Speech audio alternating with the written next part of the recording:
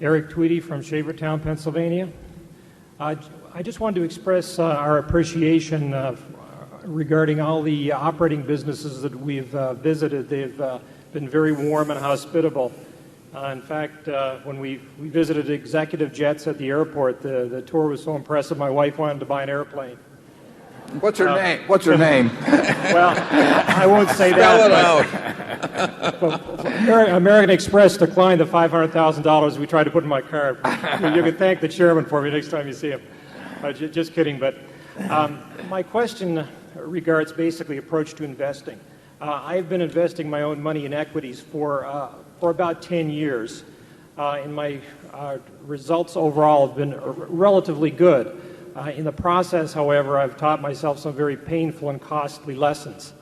For instance, my first equity I ever purchased was a share of Berkshire Hathaway for $5,500 in 1990, and I sold it 3 months later for something over $8,000 and congratulated myself for the rapid and shrewd profit. And earlier this year, I repurchased the same share for $70,000. And I intend to own it for the rest of my life. So you can see I'm growing.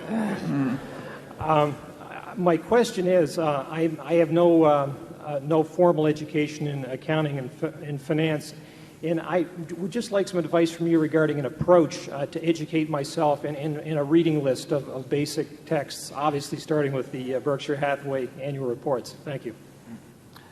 Thank you particularly for your comments about the people from our operating companies, because they have just been terrific. They come out here, you know,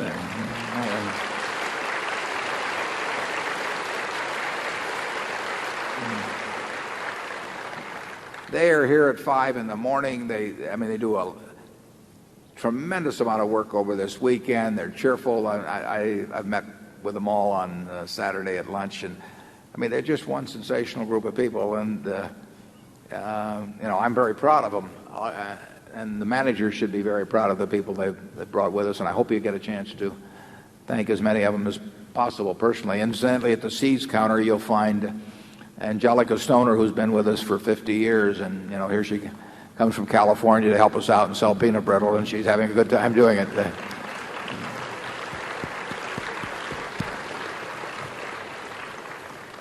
And the question you ask is a very good one about, in terms of accounting and finance, what's the best way to teach yourself? I was always so interested in it from such a young age that my approach was to go to the Omaha Public Library and just take out every book there was on the subject. And I learned a lot. I learned a lot that wasn't true in the process too. I got very interested in charting and all that sort of thing and buying stocks. But I did it by just a tremendous amount of reading. But it was easy for me because it was like going to baseball games or something of the sort. And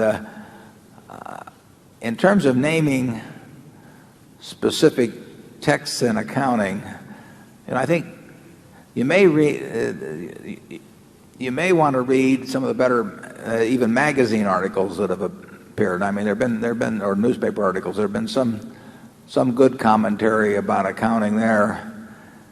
I don't have. Can you think, Charlie, of any specific texts or anything that we could recommend? I think both of us more from the great business magazines than we do anywhere else. It's just to riffle through issue after issue after issue, covering a great variety of businesses. And if you get the mental habit of relating what you're reading to the basic structure of the underlying ideas being demonstrated, you gradually accumulate some wisdom about investing. I don't think you can get to be a really good investor over a broad range without doing a massive amount of reading. I don't think there's any one book that will do it for you. Yeah. You might think about picking out 5 or 10 companies where you feel quite familiar with their products, maybe, but not necessarily so familiar with their financials and all of that. But pick out something so at least you understand if you understand their products, you know what's going on in the business itself, and then get lots of annual reports and through the internet or something else, get all the magazine articles that have been written on those companies for 5 or 10 years. Just sort of immerse yourself as if you were either going to work for the company or they'd hired you as the CEO or you were going to buy the whole business. I mean, you can look at it in any of those ways. And when you get all through, ask yourself, what do I not know that I need to know? And back many years ago, I would go around and I would talk to competitors always. You'd talk to employees of the company and ask those kind of questions. That's in effect what I did with my friend Lorimer Davidson when I first met him at GEICO, except I started from ground zero. But I just kept asking him questions. And that's what it really is. You know, one of the questions I would ask if I were interested in the ABC company, I would go to the XYZ company and try and learn a lot about it. Now, you know, there's spin on what you get, but you learn to discern it. Essentially, you're being a reporter. I mean, it's very much like journalism. And if you ask enough questions, Andy Grove has in his book, he talks about the silver bullet. You know, you talk to the competitor and you say, if you had a silver bullet and you could only put it through the head of one of your competitors, which one would it be and why?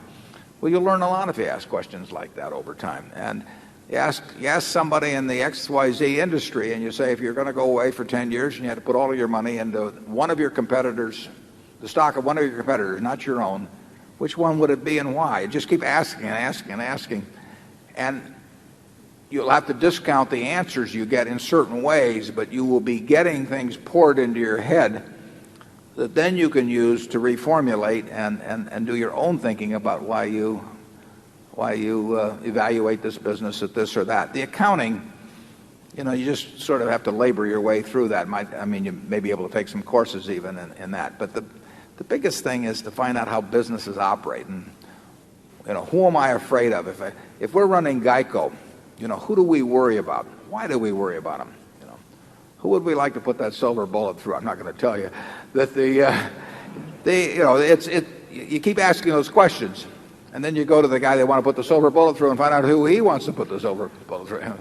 It's like who wakes up the bugler, you know, in the Irving Berlin song. And that's the way you approach it. And you'll be learning all the time. You can talk to current employees, ex-employees, vendors, suppliers, distributors, retailers. I mean, there's customers, all kinds of people. And you'll learn, but it's an investigative process. It's a journalistic process, and in the end, you want to write the story. I mean, you're doing a journalistic enterprise, and 6 months later, you want to say the XYZ company is worth this amount because, and you just start in and write the story. And some companies are easy to write stories about, and other companies are much tougher to write stories about. We try to look for the ones that are easy. Charlie? Yeah. For the histories of the 1,000 biggest corporations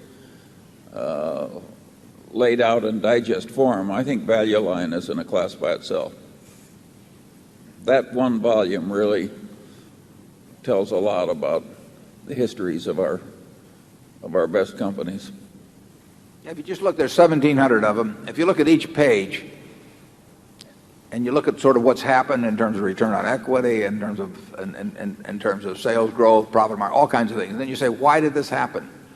Who let it happen? You know, what's that chart going to look like the next 10 years? Because that's what you're really trying to figure out. Not the price chart, but the chart about business operation. You're trying to print the next 10 years of Value Line in your head. And there's some companies that you can do a reasonable job with, and there's others that are just too tough. But that's what the game is about. And it can be a lot of, I mean, if you have some predilection toward it, it can be a lot of fun. I mean, the process is as much fun as the conclusion that you come to.